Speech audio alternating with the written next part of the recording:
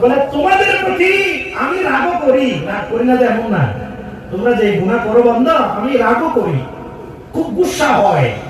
সামুদ জাতিকে ধ্বংস করে দিয়েছি, লূত জাতিকে ধ্বংস করে দিয়েছি, আমি চাইলে তোমাদের একটু ধ্বংস করে দিতে পারি, কিন্তু বান্দা এই জমিনের দিকে যখন তাকাই এই জমিনে তো আমার কামলিওয়ালা নবী শুয়ে আছে।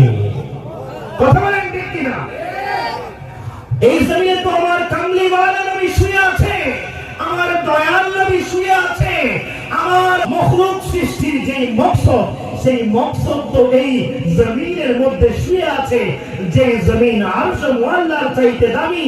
আমি আমার নবীর দিকে যখন নজর দেই আমার সমস্ত রাগ খালি হয়ে যায়। সুবহানাল্লাহ, আল্লাহু আকবার, ইয়া রাসূলুল্লাহ।